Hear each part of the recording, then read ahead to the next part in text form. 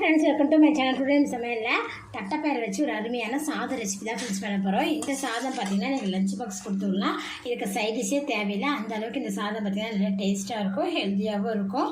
வீட்டில் காய்கறிகள்லாம் இல்லாத நேரத்தில் நமக்கு டைம் இல்லை, குழம்பு வைக்கிறதுலாம் நேரமே இல்லைங்கிற பட்சத்தில் இந்த சாதம் மட்டும் செஞ்சு கொடுங்க, நல்லா விரும்பி சாப்பிடுவாங்க.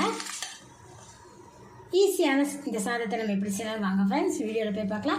வீடியோக்குள்ளே பார்க்கணும் நம்ம சேனலுக்கு சப்ஸ்கிரைப் பண்ணிக்கலாம். சப்ஸ்கிரைப் பண்ணிக்கோங்க, பக்கத்துக்கு பெல் பட்டனை ப்ரெஸ் பண்ணுங்கள். வாங்க வீடியோக்குள்ளே போகலாம். தட்டைப்பயிர் பார்த்திங்கன்னா 1 மணி நேரத்துக்கு முன்னாடியே தண்ணியில் ஊற போட்டு தண்ணியெல்லாம் எடுத்து வச்சுருக்கேன். தட்டைப்பயிர் பாருங்கள் நல்லா ஊறிடுச்சு. குக்கரில் எடுத்து வச்சுருக்க தட்டைப்பயிரை சேர்த்துக்கலாம். கூடவே தேவையான அளவுக்கு தண்ணி, உப்பு பிடிக்கிறதுக்காக கல்லுப்பு கொஞ்சமாக சேர்த்துருக்கேன். சேர்த்துட்டு 4 விசில் ஹை ஃப்ளேமில் பாயில் பண்ணி எடுத்துக்கலாம். 4 விசில் ஹை ஃப்ளேம்லேயே குக் பண்ணிவிட்டேன். பாருங்கள் தட்டைப்பயிர் பார்த்தீங்கன்னா சூப்பராக குக் ஆகிடுச்சு பாருங்கள். இப்போ இது தண்ணி இல்லாமல் எடுத்து வச்சுக்கலாம்.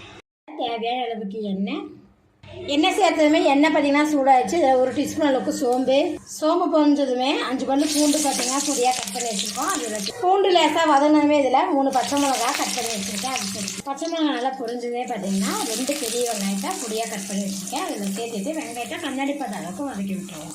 வெங்காயம் பாருங்க ஓரளவுக்கு நல்லா கண்ணாடி பத அளவுக்கு வதங்கிடுச்சு. இப்போ இது கூட பார்த்தீங்கன்னா 5 புதினா இலைகளை சேர்த்திடுவோம். கூடவே கொஞ்சமாக கொத்தமல்லி தழை அதையும் கட் பண்ணி சேர்த்துருக்கேன். கொத்தமல்லி புதினா நல்லா வதனே 2 தக்காளி பழத்தை கட் பண்ணி வச்சுருக்கேன். அதில் ஆட் பண்ணிவிட்டு தக்காளியை நல்லா சுண்டை வதக்கி விட்டுருவேன்.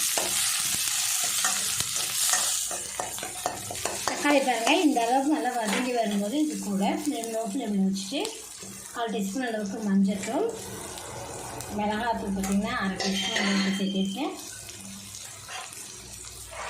1/2 டீஸ்பூன் அளவுக்கு கரம் மசாலா பொடி. மசாலா பொடியில் லோ ஃப்ளேம்லேயே வதக்கிட்டோம். இப்போ இது கூட பார்த்திங்கன்னா கேப்சிகம் 1 கப் அளவுக்கு கட் பண்ணி வச்சுருக்கேன். அதையும் இது கூட சேர்த்துட்டு வதக்கி விட்டுருவோம். குடமிளகாய் சேர்த்து பார்த்திங்கன்னா நல்லா மசாலாவோட வதக்கி விட்டதுக்கப்புறம் நம்ம வேக வச்சுருக்கோம் தட்டைப்பயிரை இதை சேர்த்துடலாம். சேர்த்துட்டு இதை நல்லா மிக்ஸ் பண்ணி விட்டுறேன். தட்டைப்பயிரை நல்லா மசாலாவோட சேர்த்து நல்லா மிக்ஸ் பண்ணி வதக்கி விட்டுட்டேன். இப்போ இது கூட பார்த்திங்கன்னா நான் 1 கப் அளவுக்கு பாஸ்மதி அரிசி பாருங்கள் நல்லா உதிரியாக பாயில் பண்ணி எடுத்து வச்சுருக்கேன். அதில் சேர்த்துக்கோம். கூடவே பார்த்திங்கன்னா தேவையான அளவுக்கு நம்ம சால்ட் ஆட் பண்ணிக்கலாம். தட்டைப்பயிர் வேக வைக்கிறதுக்கு நம்ம சால்ட்டு போட்டிருந்தோம். இப்போ இந்த சாதத்துக்கு தேவையான அளவுக்கு சாதத்தை